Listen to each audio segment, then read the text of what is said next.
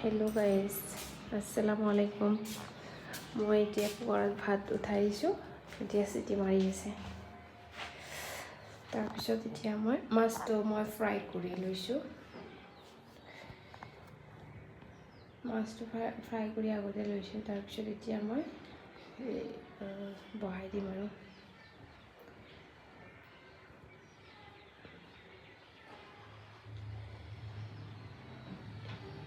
এনে লোকেল মাছ হয় এইখিনি।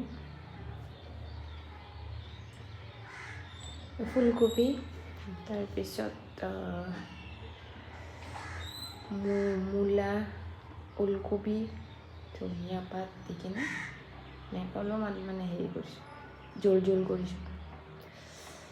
ফুলকবিটো এনে খালে গেছ হয় বুলি কয়, কিন্তু এনে ভাল লাগে মাছৰ লগত খাই কিনে। বহুত ভাল লাগে খাই। আৰু এতিয়া ঠাণ্ডা দিনত ফুলকবি, ওলকবি এইবিলাকৰ মাছৰ জোল, বিলাহী এইবিলাক ভাল লাগে খাই কেনে, ধনিয়া পাত দি কেনে বহুত ভাল লাগে।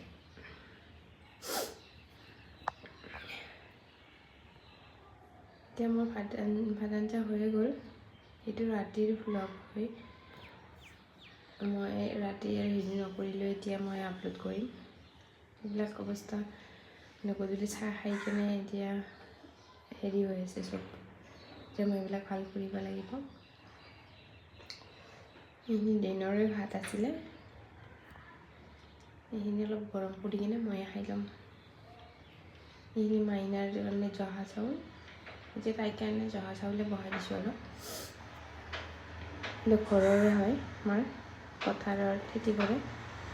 এইখিনি উখোৱা চাউল হয়, ব্ৰাউন ৰাইচ। মই ঘৰত গ'লে এনেকৈ আৰু অলপ চলপ বস্তু লৈ আহোঁ আৰু। এতিয়া মাইনা শুই আছে, সিহঁতে চাওঁ উঠিছে নে নাই। এতিয়া তাই গধূলিয়ে শুই যায় কেতিয়াবা ভাত নোখোৱাকৈ। তাইক চাওঁ ৰ'বা কি কৰি আছে।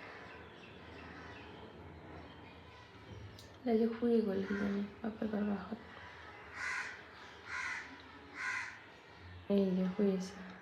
পুতলাবিলাক দেখিছে না, ক'ত পেলাই থৈ দিছে এটা চাইডে। ইমান বদমাইচি কৰে।